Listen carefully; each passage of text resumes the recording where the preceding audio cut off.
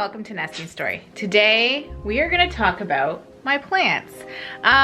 Maybe a couple years ago I started a little plant obsession and it's just grown and grown from there. Now my partner is also has a plant obsession. So there's a lot going on. It's like, as people joke, they're like, your house has turned into a jungle. But I wanted to share with you some stuff I've learned about owning plants. I don't know all the names of my plants, like the kinds of plants, but I'm gonna do my best. And some things that I've been able to do to keep all the plants happy, everyone happy. Some of them have names, some of them don't, but I'm gonna give you a little tour of my plants today. Okay, so here in the bedroom, I have quite a few. Now, where do I start? If you remember a while back when I redid my bedroom, I got a few plants. I don't remember the name of this one, but her name is Charlotte. I got a couple ferns, this one and this one behind here. And then Ben got me this lemon tree. If you follow me on Instagram, you'd know all about the lemon tree. It was this birthday surprise, and it was because my dad made a comment to me about when we were hiking, about everything I've been through and being on the other side. And he's like, this is your lemonade. So he got me a lemon tree. Very sweet, right? But let me tell you a bit about some of these plants and how I started and now why there's a little collection here.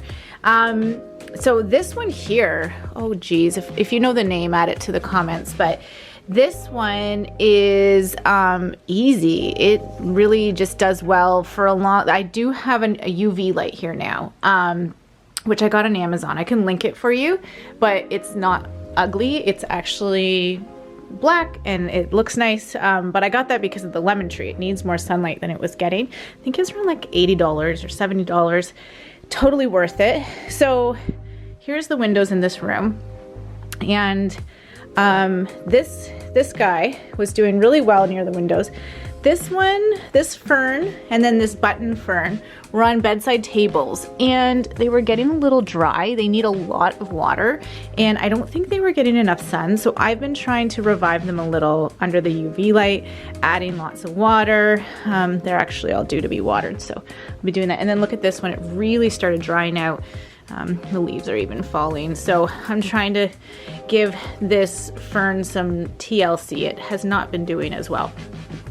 The lemon tree is doing well. I have just noticed today it's got some spots on it. So that's a little concerning.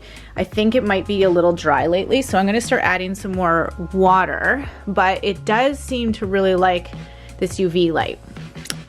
So a couple of these are, there's some that are, like Ben and I will kind of like bring plants back and forth to our houses. So he brought over this wavy plant and apparently they're really, really hard to keep alive. And it was starting to get a little dry on the ends. And then I put it near the UV light. I moved it upstairs and it's been much happier since then. And this guy too, it seemed to need a little bit more light. So these ones I've purposely kind of gathered in this area to get this light and then this light. And then, yeah, so they're kind of, I move them around the house as needed, and I kind of check in on them, and if I feel like there's too much sun or one needs to rotate into this area. This is kind of almost the plant hospital now. Any of the plants that need some light, they live here. Okay, welcome to my bathroom. Ignore the broken toilet. The plumber's coming next week. I finally made an appointment. But something that someone started to tell me when I used to be trying to keep a Majesty palm alive is to bring them in the bathroom. They love the humidity from the shower. So this guy, this is, I don't know the name, but it's really cute. So the cool thing about this plant's tropical is at night, all the leaves point up, and during the day they lay flat.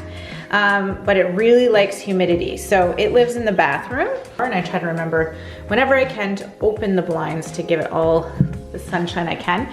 And then this one's kind of new. This one I was surprised with. I'm constantly being gifted plants and I love it. I'm not complaining. It needs a little dusting. This one too, I thought, you know what? I feel like it's a little tropical. It needed a little humidity, so it lives here and just enjoys the humidity from the shower. So these two are located in the bathroom, and sometimes when I feel like one of the more tropical ones needs a bit more humidity, I'll bring it in here and it will be swapped out and get that kind of tropical environment in the bathroom. Moving on downstairs, honestly, my house is pretty messy right now. I've been decluttering and cleaning rooms out, but this is my fig tree. So this has been around for years, and this is probably, oh, it needs a good dusting. This is probably my first real plant I got. And it grew really tall. I got it when it was tall, and then it basically just stopped doing well. I used to have it right here, tucked in front, like on this side of the window. And I've since realized it does need to sit in front of one of these windows. I have another window over there, and get that daylight. So the story behind this one, and its name is Joanna, and here's why. So this plant, basically what I thought was died. All the leaves fell off, it was just a stick. I cut it all the way down, which you can see is like, you can see it was cut and just left for dead. It sounds terrible, but it was. I had shoved it over into that corner under that window to get it out of the way for a few months because it was the winter months, and I just left it. And Bo said to me one day, Mom, I'm gonna bring this plant back to life. So she just started randomly watering it. And then all of a sudden I noticed it was growing leaves. You can see like right in here, it came back from the dead. It's like this phoenix rising, and it's been more beautiful and luscious than ever. And it's done like really, really well. And I just now know that it just needs to kind of be in front of a window instead of tucked beside. But that one's called Joanna because I feel like it basically is like phoenix rising from the ashes. So that this is probably, if someone said like, what's your favorite plant? It would have to be this one because it's been on a journey with me, and it kind of has a nice symbolic feel to it. Over here, so in this room, again, it's a little messy in this house, I have my snake plant. A while back, I forget what I had here before, but I had something else here, and we went away on vacation and stupidly closed all the drapes, and when we came back, the plant was dead. So I asked for a plant that was really, really, really easy to keep alive, and this was the one suggested to me. This snake plant is very durable. It's slowly growing, but hasn't died yet, and yeah, it's quite cute in this little corner here. These baskets I get for them are from HomeSense.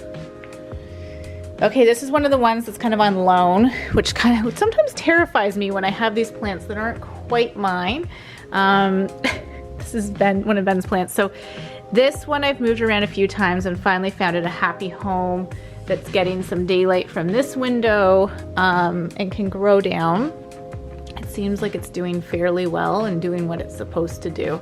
There was a few days where this one and the other one that hung or a few weeks I should say, that were up here, and I guess it was not enough sunlight for them, and now I find it's doing quite well. Last but not least, I've got this area here. This is, again, these are not mine.